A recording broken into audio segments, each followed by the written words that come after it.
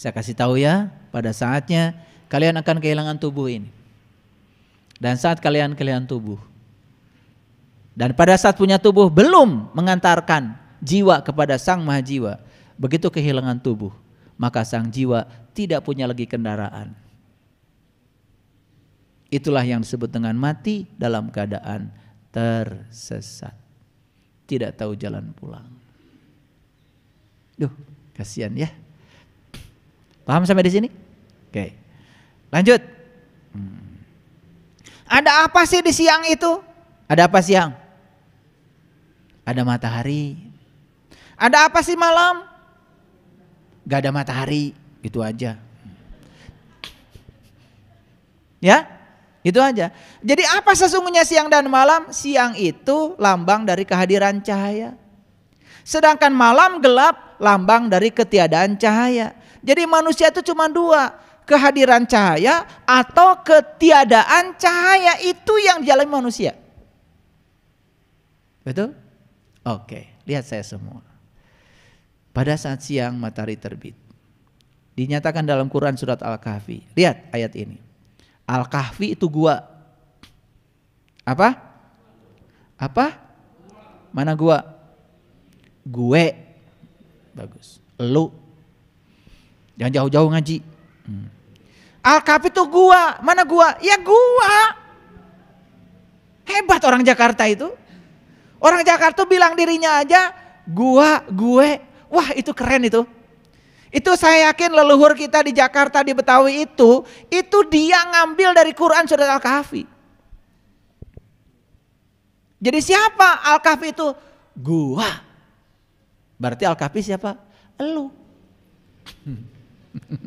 Paham ya? Oke. Jadi ini bukan cerita yang lain, cerita di sini. Lihat sekarang. Wa taras syamsa idza tola'at tazawaru an kahfihim datal yamin. Yamin tadi udah dibahas ya. Yamin itu kanan. Dan kamu akan melihat matahari ketika terbit condong dari gua ke sebelah kanan. Jadi ini bukan cerita matahari terbit yang di sana, nggak usah dibicarakan. Itu terbitnya dari timur, bukan dari kanan.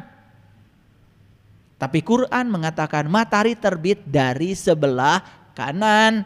Di mana? Di gue, di gua. Kanan itu lambang dari ruhani, kiri lambang dari jasmani. Maka orang yang sudah masuk golongan kanan, dia akan menyaksikan matahari ruhani terbit dari sebelah kanan, dari arah ruhaninya. Ini gak bisa diceritakan, kalian harus mengalami sendiri. Kalau gak mengalamin, percuma aja cerita. Jadinya apa? Pengetahuan kita hanya memenuhi bejana, tetapi tidak mencahayakan diri kita. Makanya orang bodoh, ilmunya boro-boro menolong orang, menolong dirinya sendiri tidak bisa. Dan orang bodoh kalau dikasih ilmu oleh orang lain, dia juga tidak berguna, ilmu orang lain bagi dirinya sendiri. Sudah dijelaskan ya kemarin. Makanya kemarin saya kasih judul kajian saya, alangkah malunya menjadi orang bodoh di hari tua. Ari ngorakene bodoh mah teu era. Tanu karolot. Betul?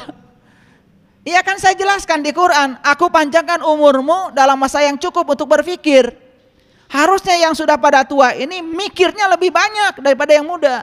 Harusnya tidak bodoh lagi. Makanya saya kasih judulnya, alangkah malunya menjadi orang bodoh di hari tua. Nih kalau saya ditanya judul tuh suka datang sendiri itu. Judul besok apa? Saya cuma diam aja gini, langsung datang gitu. Di intuisi. Lah ini judulnya gitu. Ya sama hari ini juga saya ditanya judul, apa judulnya? Udah saya cerita matahari. Yuk kita lanjutkan. Dan kamu akan melihat matahari ketika terbit condong dari gua mereka ke sebelah kanan. Mereka ini Ashabul Kahfi. Siapa Ashabul Kahfi? Orang yang sedang masuk ke dalam gua. Lihat. Orang yang sedang masuk ke dalam gua. Mana guanya? Gue. Gimana cara masuknya? Disitulah perlu guru. Supaya tidak salah kaprah. Karena perjalanan ke dalam diri walaupun dekat itu sangat berbahaya. Tapi perjalanan keluar diri walaupun jauh tidak berbahaya. Lihat, kita lanjutkan ayatnya. Dan bila matahari terbenam menjauhi mereka ke sebelah kiri. Nah, matahari itu yang diceritakan di ayat ini matahari ruhani. Terbit dari sebelah kanan, terbenam ke sebelah kiri. Terbit dari alam ruhani, terbenam ke alam jasmani. Begitu kita dominan ruhaninya, matahari terbit. Begitu dominan jasmaninya, dunianya, matahari terbenam. Silahkan rasakan sendiri. Rasakan sendiri. Dan mereka berada dalam tempat yang luas, dalam gua. Oh, ternyata gua ini luas ya. Coba, kalau kalian yang pernah masuk ke dalam diri kalian, menyaksikan langit terdekat dalam dirimu, menyaksikan pusat semesta dalam dirimu, ternyata gua ini luas tanpa batas. Makanya orang yang sering masuk ke sana tidak akan sempit sudut pandangnya, tidak akan sempit kehidupannya, berkah kehidupannya. Gitu. Ini bukan janji, ini pasti. Karena saya menceritakan apa yang saya alami, yang saya rasakan. Saya bukan cerita teori agama, karena saya bukan ustadz. Saya juga bukan cerita teori-teori agama, karena saya bukan kiai. Saya bukan ahli agama, bukan. Jangan salah kalian melihat saya. Saya cuma seorang penyelam. Dan saya hobinya nyelam gitu aja. Kenapa saya suka nyelam? Ya suka. Gitu aja. Dan saat saya nyelam, tidak mungkin dong di pantai. Saya nyelam di tengah laut. Saya berhadapan dengan ikan paus, saya berhadapan dengan binatang-binatang buas. Saya juga berhadapan dengan ombak yang besar. Saya juga harus nyelam dalam kegelapan. Dan sekarang di tangan kiri kanan saya cuman ada sedikit mutiara hasil selam saya. Itu yang saya bagikan. Sekali lagi, saya bukan ustadz. Ada yang suka bilang Pak Ustadz. Bukan. Ustadz itu tinggi banget itu. Ustadz kan artinya guru. Saya bukan siapa-siapa. Saya juga bukan kiai. Saya nggak punya pondok pesantren. Ya saya gini aja. Ya, saya cuman seorang penyelam. Kalau kalian mau, ya mutiara hasil selam saya, oke, saya bagikan. Jadi saya cuman membagikan mutiara saja. Setuju? Oke. Jangan panggil saya aneh-aneh, ya. Pak Ustadz, Pak Kiai, itu terlalu tinggi, tidak layak bagi saya. Saya cuma ingin berbagi apa yang saya rasakan, saya alami, semoga bermanfaat, itu aja. Kalau saya menyelami Quran, lautan kedalaman Quran, bukan karena saya ingin tampil di publik, enggak. Saya ingin mengetahui saja kedalaman rahasia Quran. Cuman karena guru-guru saya pernah mengatakan, kamu diam saja, kalau kamu mengerti, kamu bagikan. Ya sudah, saya sama guru samina wa ta'na, sam'an wa ta'an. Ya udah saya bagikan. Tapi ini juga saya bagikan cuman kulitnya saja. Kulitnya enak aja. Isinya ya nggak mungkin saya bagi-bagi di sini. Karena memberikan ilmu kepada yang tidak bukan ahlinya itu suatu kezaliman. Dan saya menahan ilmu dari mereka yang mencarinya suatu kezaliman. Saya tidak mau berlaku zalim karena saya tidak boleh membagikan ilmu kepada mereka yang tidak butuh. Dan saya tidak boleh menahan ilmu dari mereka yang butuh. Ya, saya cuma bisa berdoa saja. Semoga setiap saya membuka kelas seperti ini, yang datang di ruang ini adalah yang butuh. Ya, itu aja. Oke? Baik. Lanjut. Jadi luas guanya? Pernah nggak masuk gua kalian? Ya gua yang di mana tuh? Gua Dago, gua Pakar, ya, gua Lalai, gua Kalong. Betul? Pernah? Pernah? Apa pengalamanmu? Poek. Betul? Poek. Betul? Sempit. Ada matahari di situ. Bau. Sedangkan ayat ini mengatakan di gua itu ada matahari terbit. Dan guanya pun lapang tanpa batas. Kemarin tuh saya bimbing buka mata kalbu tuh.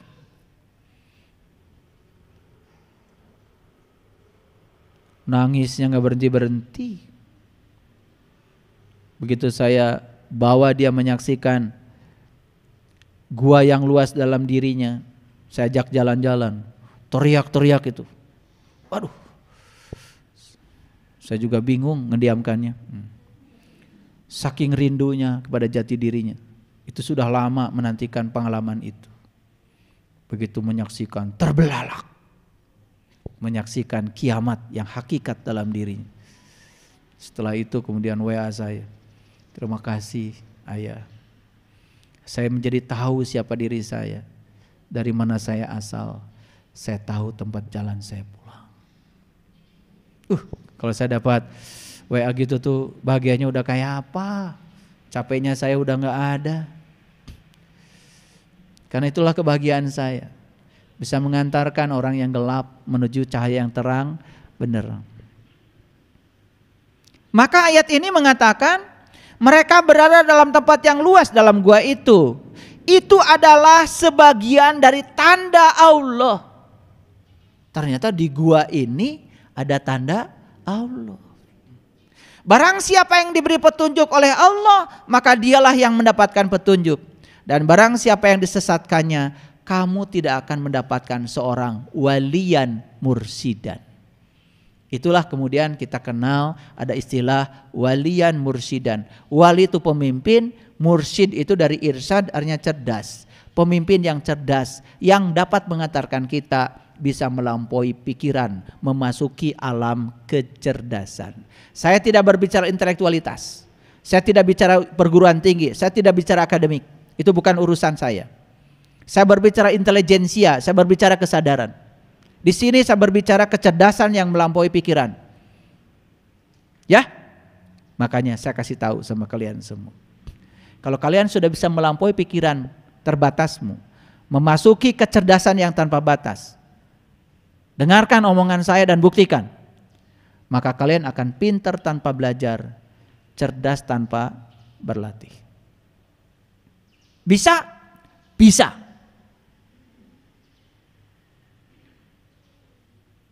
Mau? Mau. Maunya kayak gitu ya, harusnya mau gitu. Sedangkan di Quran Allah mengatakan yahdillahu linuri mayasya. Allah akan menunjukkan kepada cahayanya siapa yang dikehendakinya. Siapa yang akan dikehendaki oleh Allah? Yang kuat kehendaknya. Nah, kehendak itu bahasa Arabnya malak, malaikat. Itu malaikat itu kehendak. Makanya kita perlu malak Jibril, punya kehendak yang bisa mendorong kita supaya kita bisa sampai kepada Allah. Baik, kita baca ayat ini. Pokoknya yang suka syukuran, yang sering baca surat Ar-Rahman pasti kenal ayat ini. Karena kan kalian kalau syukuran pasti baca Ar-Rahman ya. Kenapa? Biar tambah banyak rezekinya. Selalu aja begitu. Coba baca ayat ini. Rabbul masyriqain wa rabbul maghribain. Tuhan yang memelihara dua tempat terbit matahari, Tuhan yang memelihara dua tempat terbenam matahari. Ternyata tempat terbit matahari ada dua, tempat terbenamnya ada dua. Ayo tanya pada dirimu, sudah tahu dua-duanya? Sudah tahu dua-duanya? Jadi baru tahu berapa? Baru tahu satu, yang dari timur. Nah, matahari yang terbit di gua belum tahu tempatnya. Subhanallah, poek. Makanya sholat poek, saum poek, umroh poek, haji poek, maca Quran poek, poek we sadayana, sagala teka deuleu. Dan dalam poek itu bahaya, karena dalam poek itu bahayanya suka salah persepsi. Begitu masuk tempat gelap, kurubuk teh lompat. Naon Kang? Alright. Padahal tamang. Cilaka kupola sorangan, kebruk teh labuh. Geus labuh kakara inget. Balah mana ya lampu? Begitu dicangan, ternyata tambang. Itulah dalam kegelapan bahayanya. Tambang saja dianggap ular. Akibatnya kita takut oleh pikiran kita sendiri. Itu bahayanya poek. Makanya sekarang saya kasih tahu, sepanjang kalian masih poek, sok segala sieun, hirup sieun payah makomo. Menghadapi kehidupan takut, menghadapi kematian takut. Makanya orang yang dalam kegelapan, saksikan saya, hidupnya setengah mati.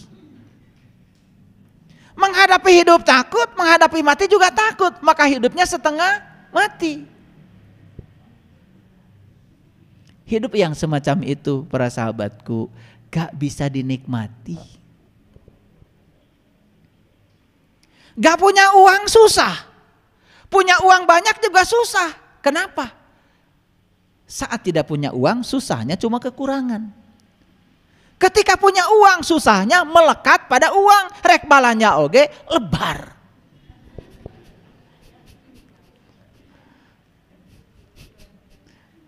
Tambah susah. Jadi nu poek mah boga duit susah, teu boga duit tambah susah. Gering susah, cager susah. Selalu ada yang kurang di sini. Naon ieu teh nu kurang? Sugahan kuda piknik ka Bali. Nabung. Ber ka Bali. Geus balik ti Bali. Susah deui.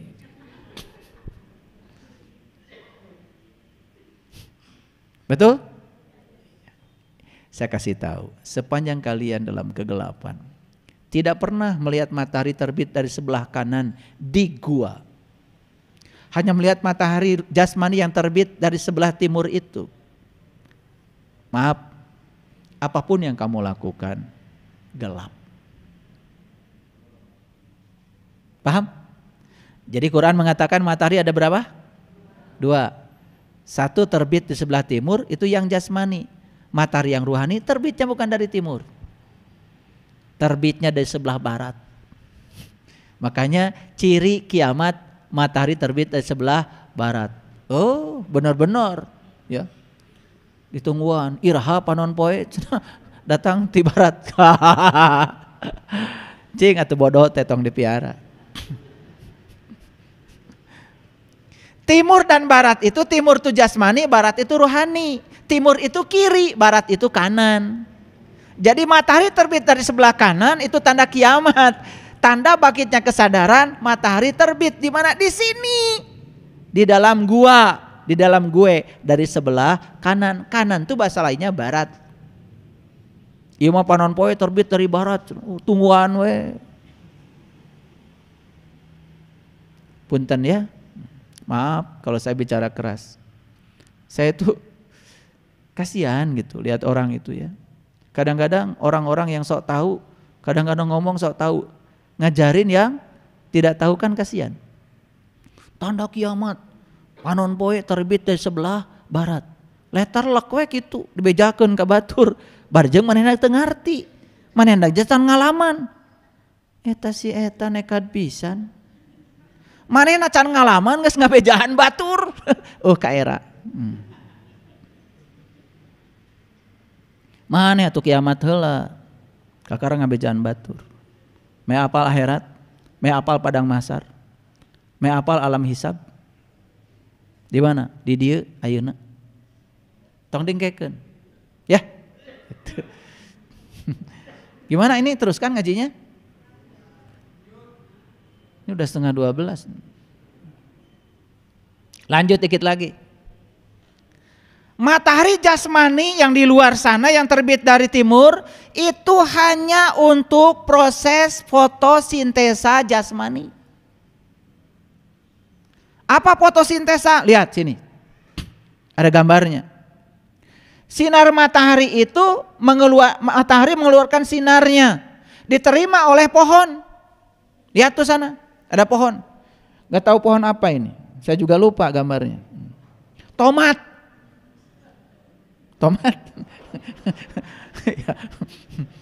Lupa saya bikin gambar tomat. Matahari bersinar, lihat. Ini pohon tomat, lihat pohon tomat. Dari bawah ngambil air. Dari bawah tuh dari akar. Air mengalir ke atas terus mengalir ke atas sampai di daun. Begitu ada sinar matahari terjadilah proses fotosintesa. Apa yang dihasilkan? Ya, sinar matahari ditambah air ditambah karbon dioksida. Karbon dioksida itu hasil napas kita. Itu diserap tuh oleh pohon. Jadi pohon itu mengubah karbon dioksida yang racun jadi oksigen. Begitu setelah matahari, sinar matahari dijumlahkan dengan air, dijumlahkan dengan karbon dioksida, dihasilkanlah oksigen dan glukosa. Makanya pohon-pohonan menghasilkan karbohidrat, isinya adalah gula. Nah, reaksi kimianya secara lengkap seperti ini. Cahaya matahari ditambah karbon dioksida CO2 ditambah air H2O dihasilkan O2 oksigen dan glukosa. Jadi itu pohon luar biasa jasanya. Manusia mengeluarkan racun namanya karbon dioksida. Diambil oleh pohon karbon dioksida, diolah oleh pohon, kemudian pohon menghasilkan oksigen. Pernah gak kalian berterima kasih pada pohon? Ya Allah, datang arti teh. Diajar agama teu tuntas, diajar sains teu bener, sakola teu baleg. Tahu baleg? Baleg itu bahasa Arab dari balago. Balago tuh artinya sampai. Makanya kamu harus jadi orang balig. Makanya menyampaikan namanya tablig. Jadi balik itu artinya sampai. Sampai kemana? Sampai heula ke jati diri maneh. Singa nyahokan jati diri kita sendiri. Itu baru balik. Setelah balik baru sholatnya sah. Tahu syaratnya balik? Apa katanya? Umur 7 tahun gitu. Ngarang. Sudah mimpi basah, tambah ngarang.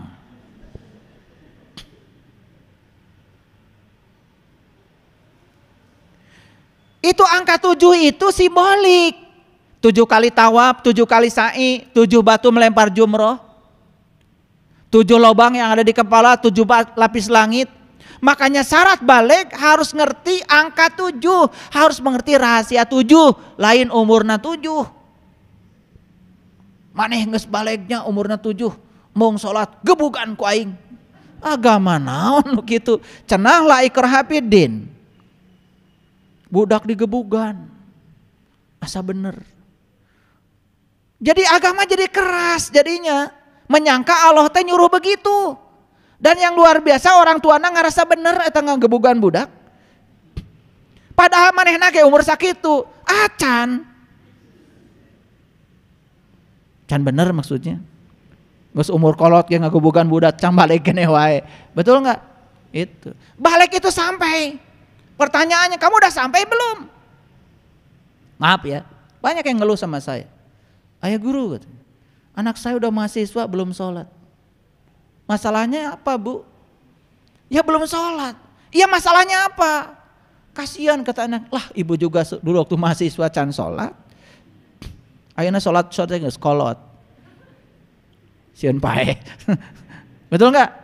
Iya, bukan karena tahu yang disembah, bukan. Bukan karena sudah merasakan rasanya sholat, bukan. Era ku batur.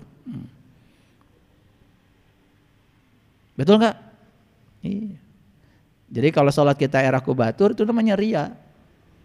Sedangkan di Quran dikatakan orang yang sholatnya ria, munafik. Tempatnya orang munafik cuma satu. Innal munafiqina fi darkil asfali minan nar. Neraka. Itu Quran tuh surat An-Nisa 142, 143, 144, 145.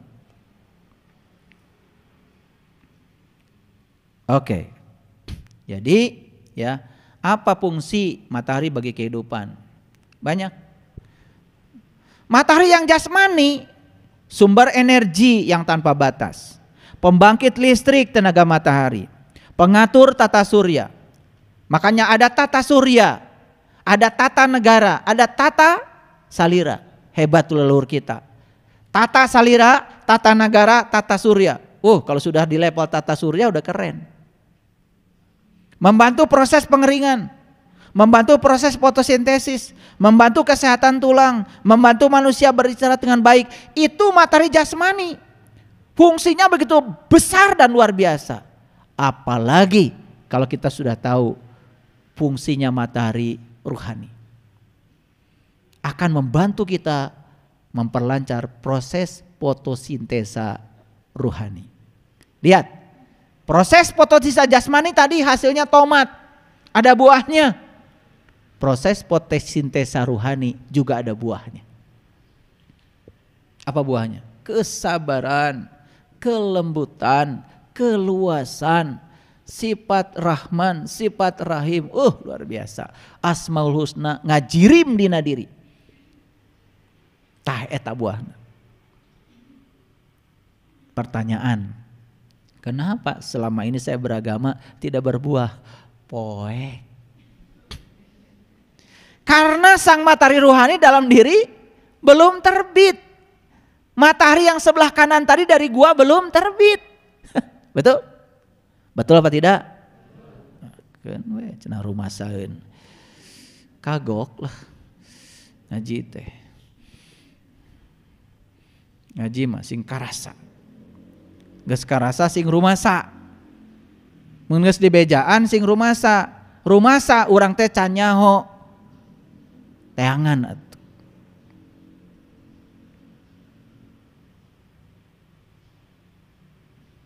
Makanya leluhur kita itu mengajarkan nayaga. Tahu nayaga? Nayaga? Iya, pawayangan. Supaya wayang bisa nigel. Supaya wayang bisa nigel, maka ditabehan ku nayaga. Nayaga teh alatna teh baheula mah teu seueur jiga ayeuna. Nu hiji rebab. Nu kadua kolenang. Nu katilu kenang, nu kaopat goong.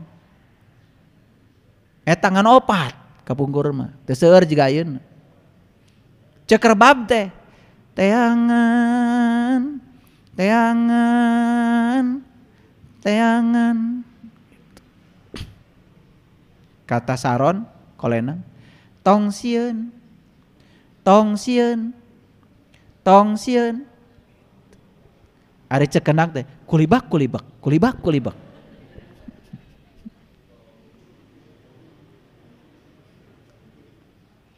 Kantung-tung nama cek gong teh bener.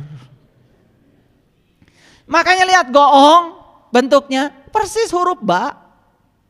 Nusok di tenggelan teh tengahna we titikna. Goong itu selalu terakhir. Bener.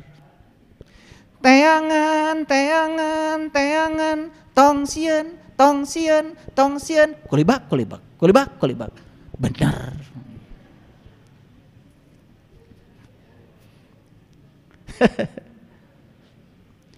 Kita ini nonton wayang, nonton resep naon, resep bobodoranana.